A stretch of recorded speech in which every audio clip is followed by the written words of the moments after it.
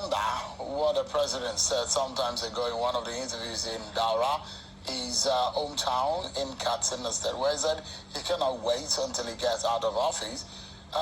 We'll probably not be surprised by his statement today, office on the 29th of May. He will not spend one single night in the villa, and in fact, he said he will move very far away from the presidential villa, the seat of power, for a needed retirement.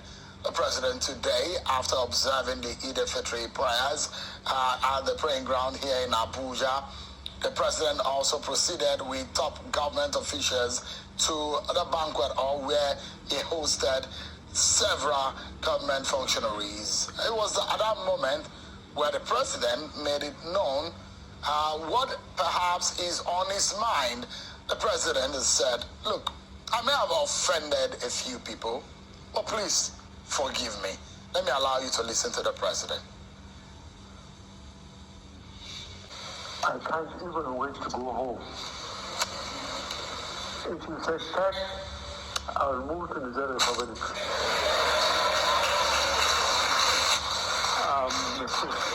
Having been a governor and minister, then the president twice, I think God has given me an incredible opportunity to serve the country. And I thank God for that. So please, whoever thought that there has been some form of injustice or sin, we are all human. There is no doubt I had some people, and I wish they would pardon me. And those that think that I've hurt them so much, please pardon me. Well, we will be taking a look at what this means, that statement, what it means, and perhaps some of the dimension to all of these issues. I'm being joined by Mr. Garba Shehu, the President's Senior Special Assistant on Media and Publicity, who joins us from in Abuja virtually. Thank you so much, Mr. Shehu, and happy Eid al-Fitr celebration to you. And you too, thank you. Thank you so much indeed. It could be on a lighter note, but seriously also, because I know in the last 48 hours or so, there's been a back and forth between the government and the governor of Benue State and the villa. So when the president said, if I had offended you, forgive me, does this include the governor of Benue State? The president of Nigeria does not have ill will towards anyone. This is clearly demonstrated over the years by his actions. As we speak today, there is no politician in detention for things that they have said against President Muhammadu Buhari. There is no journalist in detention for things that they have written or said against President Muhammadu Buhari. So Muhammadu Buhari does not personally hold grudges against individuals. He's a very forgiving person, and this is why he maintains a steady, stable health. He goes to bed with nothing against anyone on his mind, and he sleeps very soundly. Why does he think that he has offended people? Perhaps his critics would have said, okay, you came to the economy, end insecurity in Nigeria, and of course, fight corruption. If it's based on those policies, maybe that's one reason they may hold a grievance on him or with him, and perhaps thinking, as the president delivered on the promises that he made to Nigerians, now that he knows he has just about 40 days to leave office, does the president feel that in some way there may have been some shortcomings in the delivery of his promises to Nigerians? Two things, Sheung, I would like to say. One is that, yes, the president asked for pardon from those he may have offended. But it's clear that there was no personal or specific admission of wrongdoing on his part. And two, I think we should not take the speech out of the context in which it was made. This essentially was a religious get-together. Occasions like this, and I believe it is in all the scriptures, prayers are always said for the victim and the abuser. It happens. And for those coming from the background of Islamic religious faith, responsibility means more than what it ordinarily does to a number of people. As President and Commander-in-Chief, the President has a responsibility, that's an Islamic law, for everything that happens in the country, daytime, nighttime, whatever season. In the same way as you, as the head of a family, you're responsible for that. There seems to be some... may not buy, and the president may not by himself go out to offend somebody. But all of the authorities that report to him, whether they are tax authorities or financial crimes authorities, in the conduct of their duty, they may cross some lines. As far as that context is concerned, President Muhammadu Buhari is equally liable, in fact singly responsible for being head of state. So, if you now look at it, Mr. Shehu, although the president and governors have the prerogative to give pardon and clemency, but I don't know if some of the Nigerians whom he's asking for their pardon, they will find it in their heart on a day like this to pardon the president. And let's put into context this time around the performance of President Buhari. I mean, Governor Otom might be very critical of this government, but the question is that many Nigerians have died under the watch of President Buhari, who in 2015 said that he will fight insecurity to his nails. And those who will say, in fact, things may have gotten worse under President Buhari's watch. This might be one of the reasons he's asking for forgiveness. But how much of forgiveness can some of those who have lost their siblings, their friends, their family members, will be able to give for that government who promised that it's going to secure their lives? But they find it difficult to live peacefully. Ask the people of Southern Kaduna today, they will tell you a story, a sad one, isn't it? Well, let me say that I believe that Nigerians are large-hearted people. They will forgive the president. And my hope and wish is, let's not make this a conversation on Mr. Otom and his Benue. Now that the people of Benue have passed a judgment on his 8 years in office. Now, this is the beauty of democracy. The day of judgment is the day you go to the voter to ask for a new mandate. And the voter has the right to decline in a working democracy. And this is exactly what happened in Benue.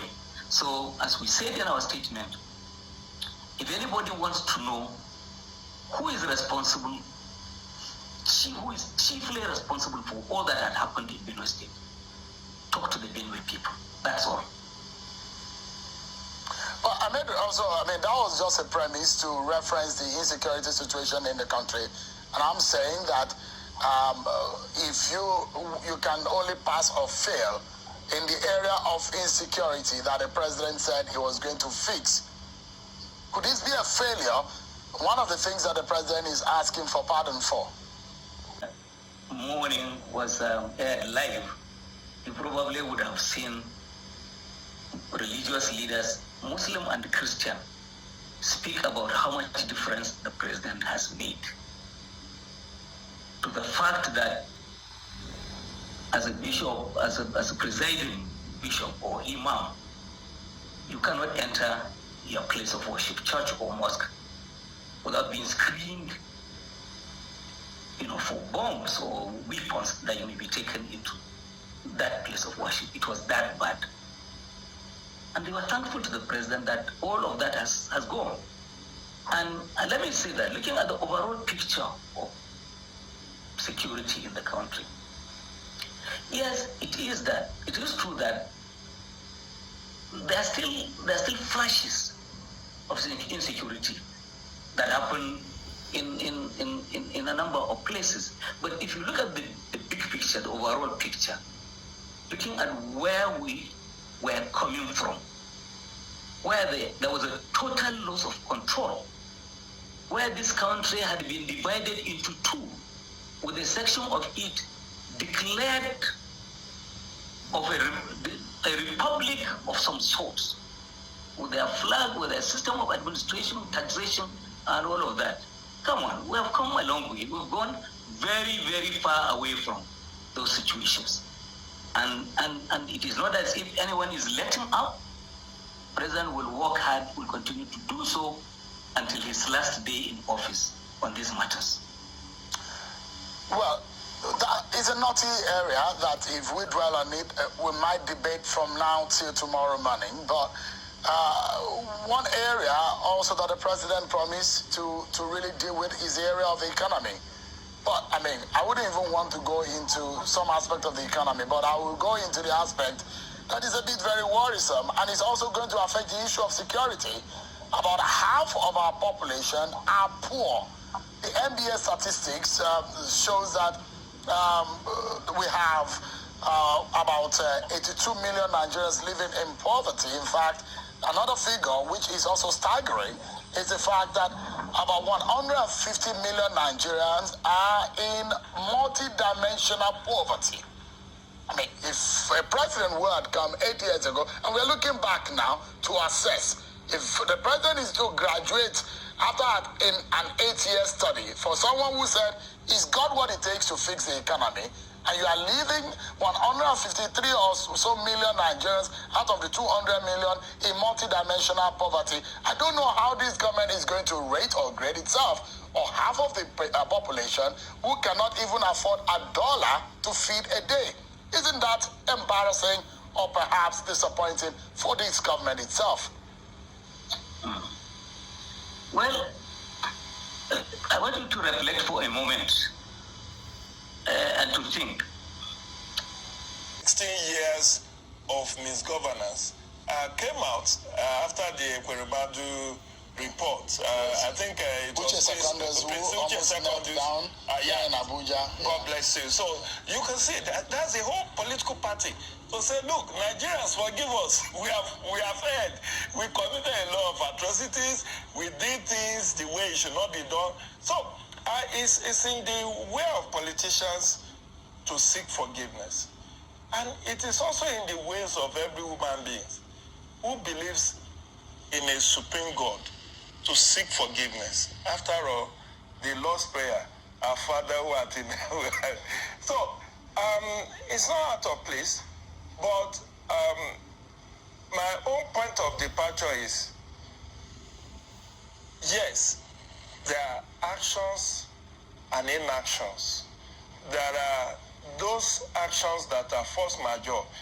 You know, you cannot help. So things just have to happen the way they are. And there are those, you know, somebody will say error of the mind, error of the heart. Let me put this in context. Mr. President, in putting Nigeria through the excruciating pains of Naira Redesign, and people were complaining. Is that forgivable? It's not for Nigerians. Because there are businesses that are no more. God bless you. Because of that policy. And people were warning. People begged. People said, look, Mr. President, this isn't working. This is the eve of election. There are those who lost election in APC because of the president action. I sat there on this platform. Part of the reason Asiwaju Bola Ahmed Tinubu lost the election in Lagos was because of this excruciating pain. Recall that he himself came out that they deliberately, of course, he may say he was quoted out of context, but he said they hoarded money, they hoarded fuel, but he will contest and win. paraphrasing. Mr. Ojo, there were people who stripped themselves naked out of frustration In the banking hall. People had money, but they couldn't get access to it. Understandable reasons that the CBN gave, that to curb this, to do this and do that. But the question is that how would you make policies that will make life more miserable? February 8th, the Supreme Court, the highest court of the land, said, look, I'm giving this order pending the determination of the merit of the case. Let status quo ante be maintained. The president, after that Supreme Court decision, addressed the nation and did a selective, application. Said, okay, 200 naira will be circulated. The whole 200 naira will be recirculated for another 60 days. But for 500 naira, 1,000 naira. So I think the president at that point should have observed the rule of law, agree with the Supreme Court justices, and allow. And you could see that even when the final determination came, I think, was it March 25 or thereabout, the CBN governor was still waiting on the president. That threw Emefiele under the bus by saying he shouldn't be waiting on the president to implement the Supreme Court decision. But that is the story. People lost business. That is one policy. What about oil theft? What do you have to say about oil theft? A military general, a major general retired in this country. Under him, Nigeria lost almost half of his daily oil production to crude oil theft. And that is pardonable. I'm not judging. No, you are the political analyst. I'm not judging the president. I'm only throwing the issue out there. No, but the question is that, and the reason why I'm asking, if someone slaps you and is asking for forgiveness, it's up to you to know whether or not you will forgive them. But in this respect, I can say, well, whatever it is, I forgive you, Mr. President. But those who are impacted most negatively, those who lost their means of livelihood, who lost their lives, who lost their businesses because of certain action and decision of the president, something that fall within his purview, would they want to easily forgive?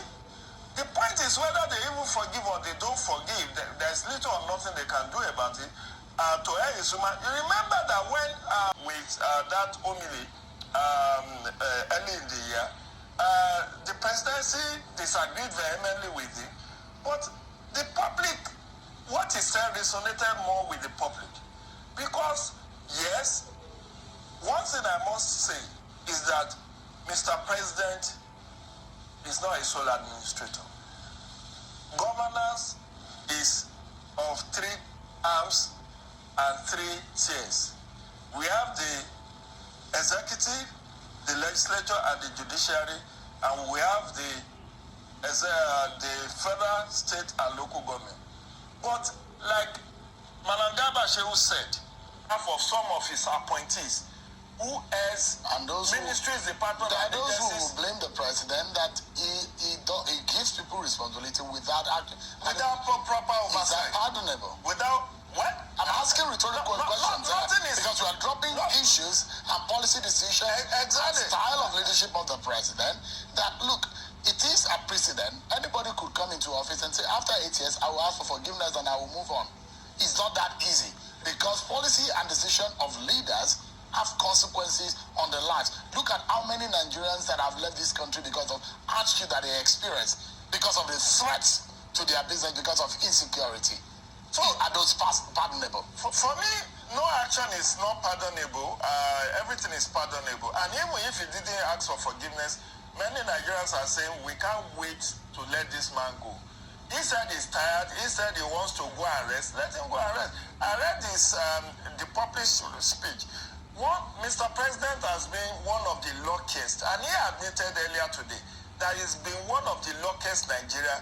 He has been everything anybody could aspire to be in life.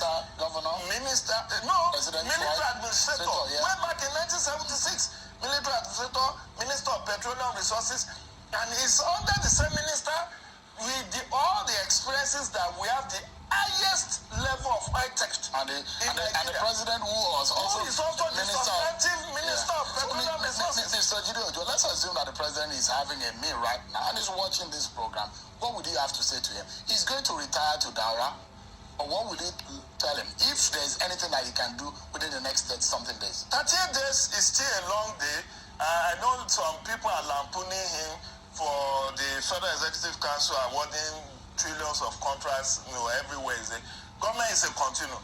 He has done so many good things. I must admit, I'm not here to cast aspersion on his person or on the presidency. The second Niger bridge